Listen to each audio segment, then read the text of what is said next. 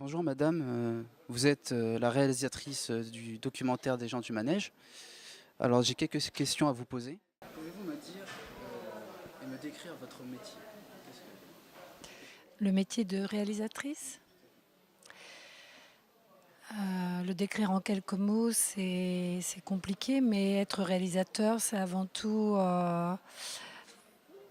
mettre en œuvre un projet, le préparer, le mûrir et jusqu'à son aboutissement pour l'offrir. En ce qui me concerne, je pense que la réalisation, réaliser un projet cinématographique, c'est offrir à travers le documentaire de la matière à penser. Quelle est votre formation pour exercer cette profession? Moi, j'ai une formation atypique.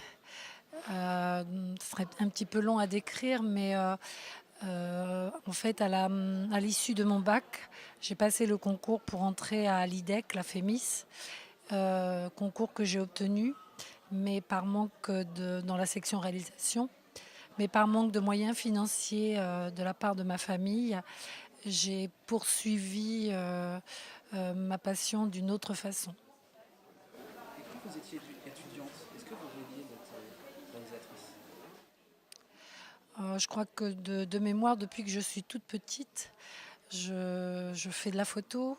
Je crois que j'ai commencé à développer mes premières photos lorsque j'étais à l'école primaire avec mon maître d'école. Je devais être en CE2. Et déjà, là, oui, entrer dans la chambre noire, développer des photos, c'était déjà quelque chose de magique. Je crois que ce qui m'a toujours passionnée dans ce métier, c'est immortaliser le temps, tout simplement. Pour vous, quelles sont les principales contraintes et les difficultés qui sont liées à cette profession? Les principales contraintes et les principales joies, elles sont nombreuses et variées, mais la contrainte, peut-être que si on est un petit peu précipité, surtout lorsqu'on fait du documentaire, ça peut devenir une contrainte parce qu'il faut beaucoup de temps.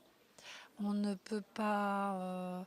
Il est, il est, il est difficile d'obtenir la confiance, d'installer une relation de confiance si on veut être dans la précipitation, si on est précipité, si on veut être trop rapide. Donc ça, c'est peut-être la contrainte, c'est-à-dire que amener les gens à vous faire confiance, il faut du temps. Après, les principales joies, c'est à chaque rencontre, chaque échange. À votre avis, quelles sont les principales qualités et avantages de ce métier? Principale qualité,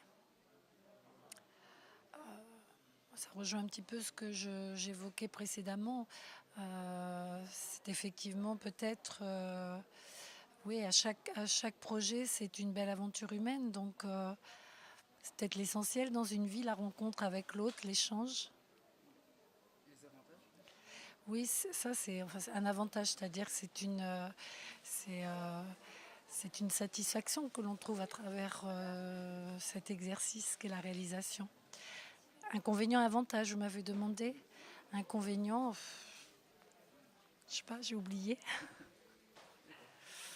Je vous remercie de m'avoir accordé de votre temps et je vous souhaite bonne continuation. Merci.